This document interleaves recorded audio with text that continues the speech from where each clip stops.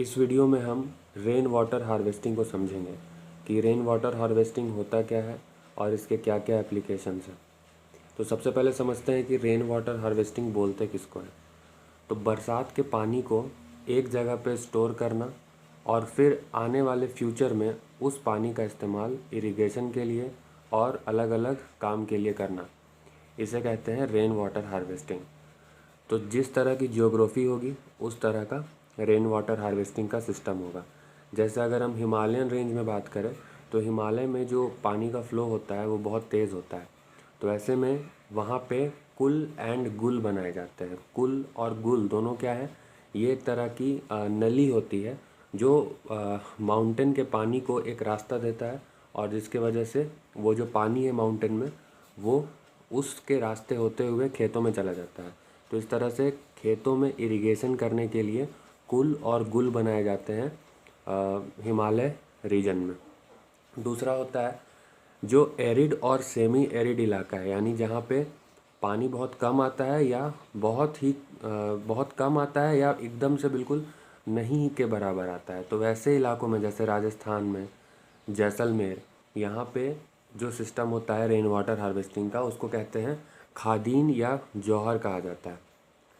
इसके बाद हम एक बहुत ही बढ़िया एग्जांपल समझते हैं रेन वाटर हार्वेस्टिंग का, जिसको कहते हैं roof top rain water harvesting. Roof top का मतलब है कि छत से पानी को स्टोर करना और फिर उसका इस्तेमाल आने वाले समय में करना। इसका सबसे अच्छा एग्जांपल है राजस्थान।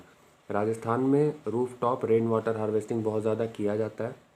इसमें होता क्या है कि घर के बीचों बीच आंगन में एक कमरे के जैसा एक कमरा की तरह एक जगह को बनाया जाता है जो अंडरग्राउंड होता है। इसका साइज़ जनरली 6.1 मीटर इसका हाइट होता है। इसका जो लेंथ है वो 4.2 मीटर और इसका जो ब्रेथ है वो 2.4 मीटर होता है। तो इस तरह से एक क्यूबॉइडल बॉक्स की तरह वो दिखता है।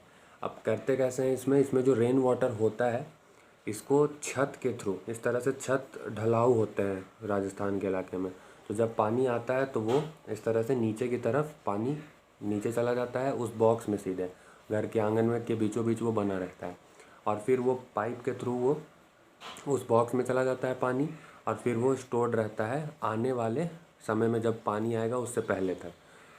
अच्छा, इसमें एक चीज़ बहुत इंपॉर्टेंट है कि जब फर्स्ट टाइम रेनफॉल होता है इन इलाकों में तो उसका इस्तेमाल, उस पानी का इस्तेमाल उस कम रूम के शेप में जो जगह है उसको साफ़ करने में और पाइप को साफ़ करने में किया जाता है।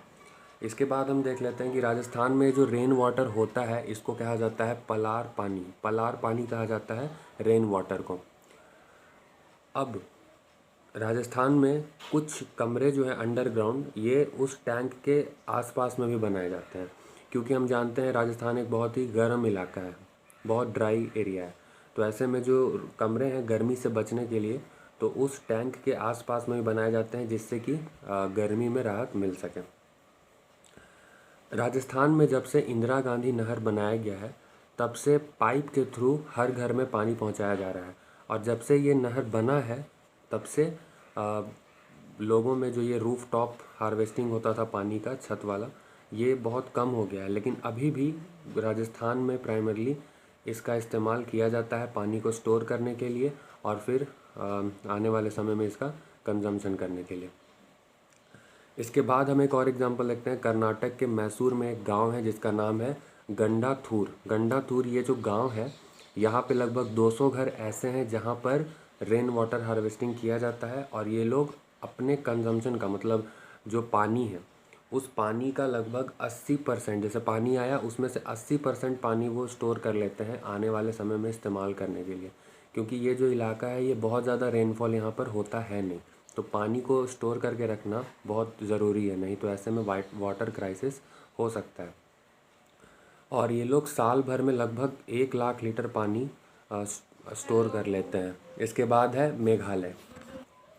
अगला एग्जांपल है मेघालय का, जो कि मेघालय में जो शिलोंग है, हम जानते हैं कि जो मेजर रेनफॉल का इलाका है पूरे भारत में जैसे मौसिनराम वो मेघालय में है। लेकिन शिलोंग जो इलाका है इस इन एरियाज़ में जो शिलोंग है वहाँ पे बहुत जो पीने का पानी है उसका बहुत ज़्यादा क्राइसिस हमेशा बना रहता है। जबकि रेनफॉल बहुत अच्छा है उसके आसपास के इलाके में। तो जो शिलोंग है वहाँ पे रेन वाटर हार्वेस्टिंग को लेकर के बहुत अच्छा सिस्टम तैयार किया गया है, और वहाँ के लोग उस रेनफॉल का लगभग अपने कंजम्पशन का, मतलब उनको जितना भी पानी का रिक्वायरमेंट होता है उसका 15 to 25% वो इस्तेमाल कर लेते हैं उस रेनफॉल के पानी को हार्वेस्ट करके 15 to 25% वो लोग अपना रिक्वायरमेंट को पूरा कर लेते हैं।